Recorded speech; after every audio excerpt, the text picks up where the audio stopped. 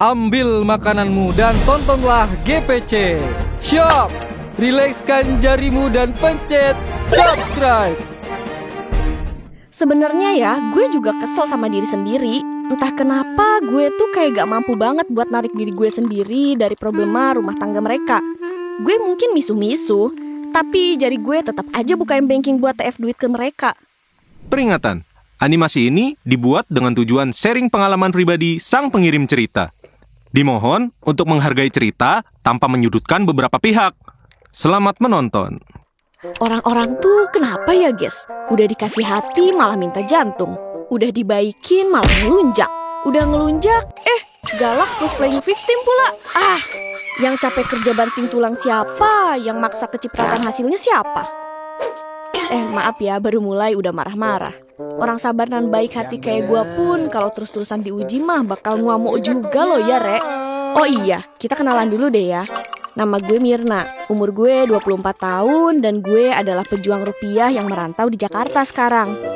Aslinya sih gue orang Sumedang, guys. Tapi ya demi menggapai cita-cita dan biar mandiri, jadinya ngerantau deh. Kali ini gue pengen ngeluarin unek-unek yang gue pendem akhir-akhir ini. Yang pastinya ini tuh udah ngusik ketenangan gue banget sampai kadang bikin stres berat. Dan lagi gue tipe orang yang susah banget buat cerita ke orang lain secara langsung. Jadinya gue pengen cerita ke sobat GPC aja hehe. Kita balik ke beberapa tahun lalu pas gue masih kuliah ya. Jadi pas kuliah itu gue punya satu teman dekat. Kalau kata teman-teman sekitar sih kita tuh udah macam lato-lato. Kemana-mana mesti berdua, gak pernah sendiri-sendiri kalau di kampus.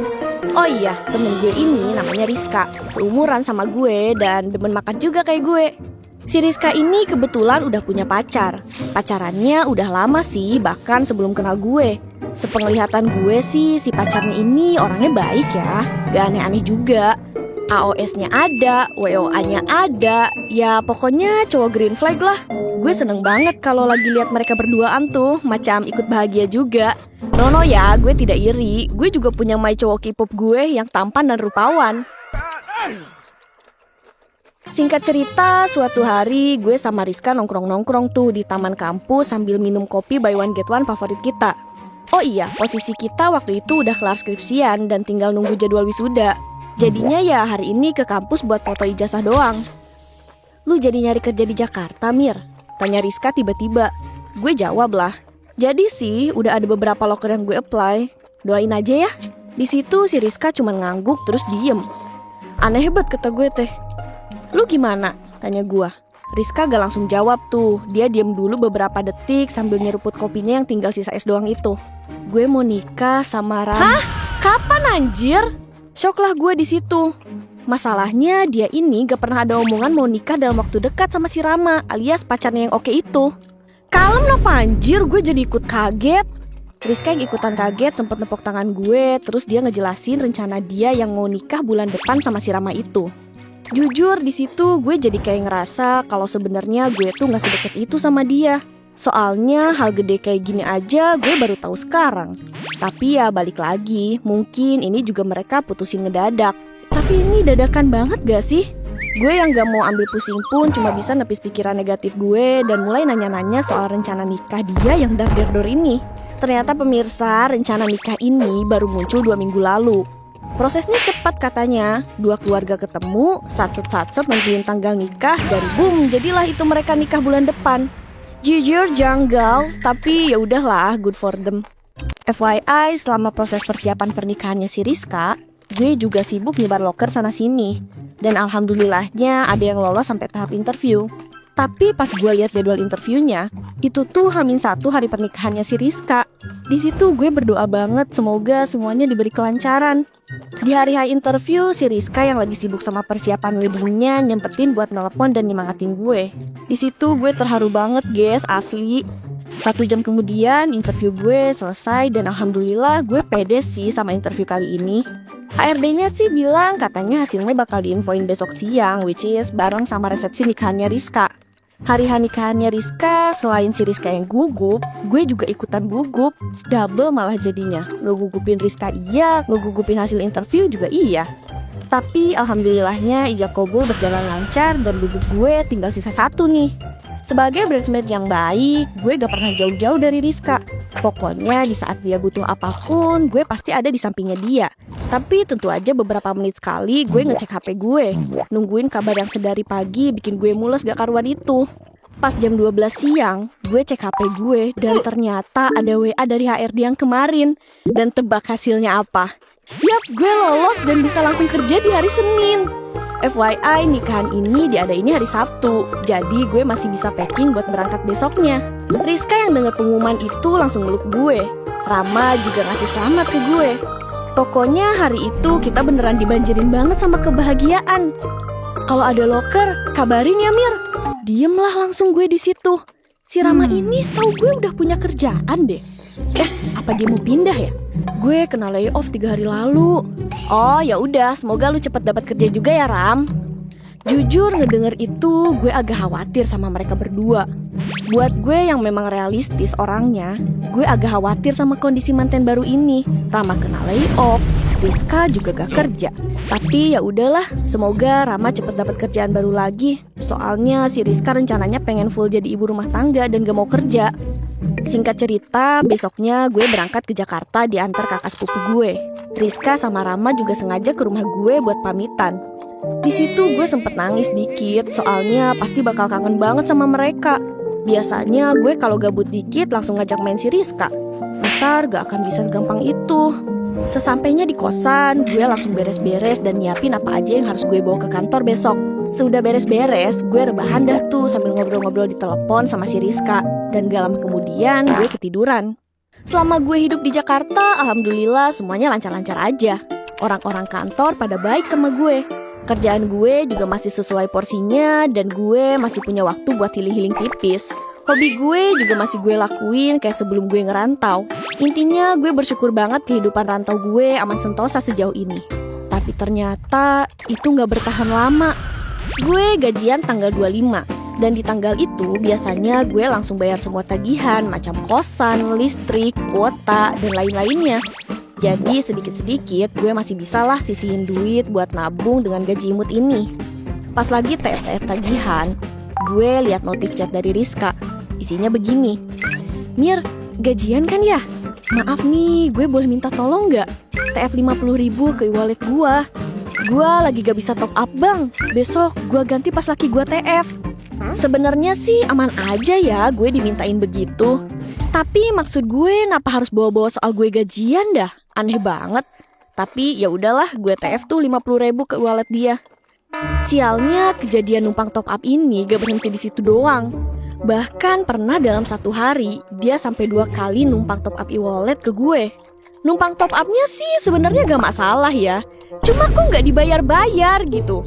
Bukan numpang top up ini mah, minta top up jadinya, iya gak sih?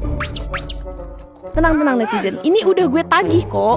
Cuma ya gitu, dia ada aja alasannya. M-banking error lah, saldo kurang lah, HP habis baterai lah, banyak deh pokoknya. Dalam 1 minggu tuh si Rizka bisa numpang top up 2-3 kali. Dan entah karena gue bodoh atau gue nganggep dia teman deket, gue jadi percaya aja top upin dia berkali-kali. Walaupun sampai sekarang belum ada saldo yang dia balikin ke gue sepeser pun.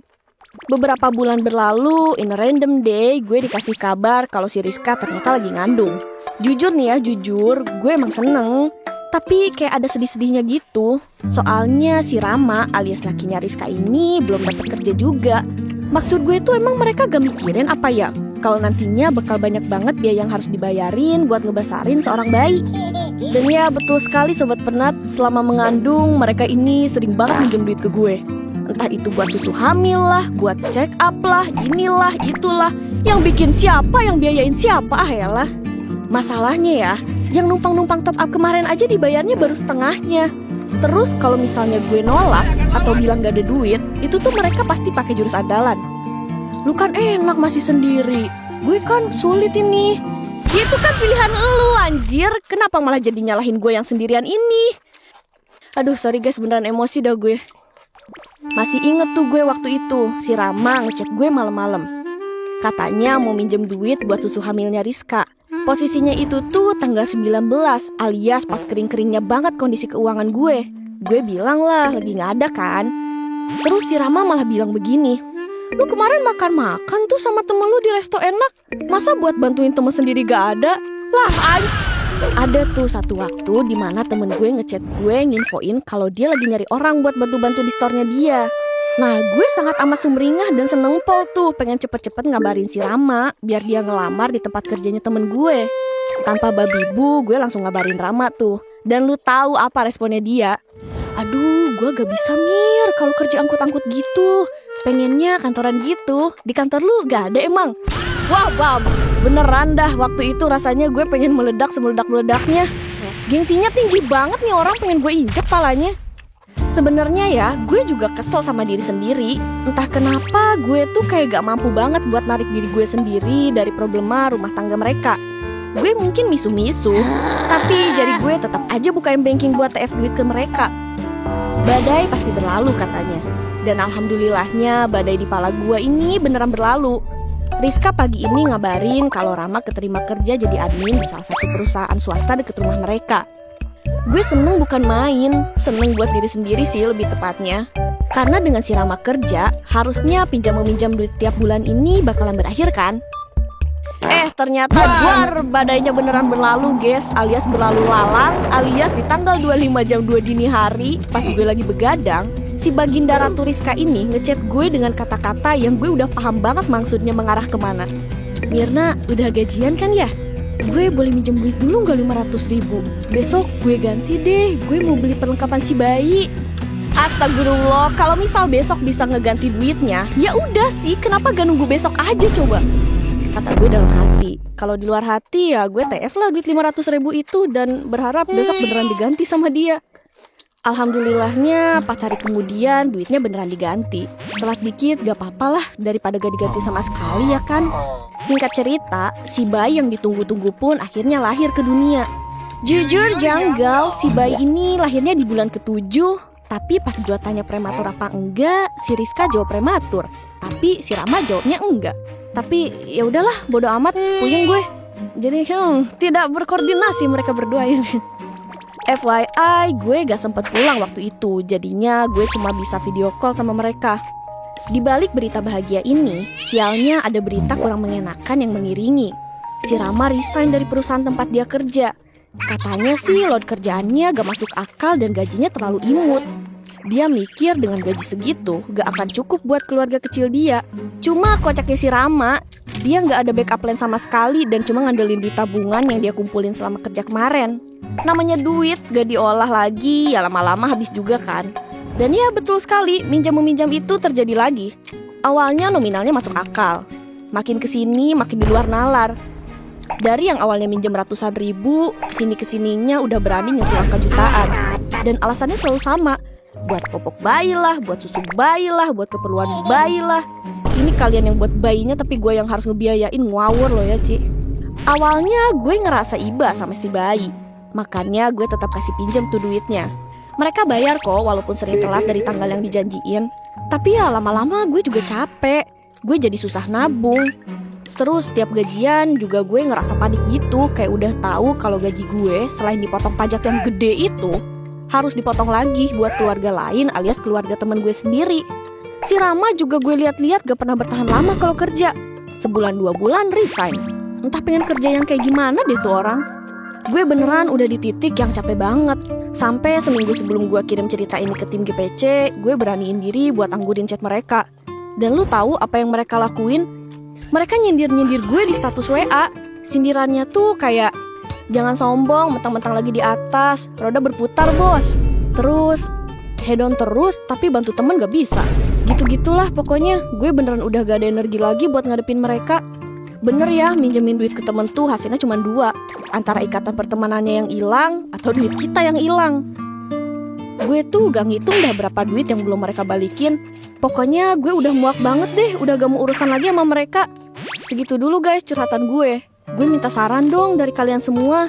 Kira-kira yang gue lakuin dengan anggurin chat mereka tuh udah bener belum ya? Atau kalian ada saran lain yang bisa gue lakuin?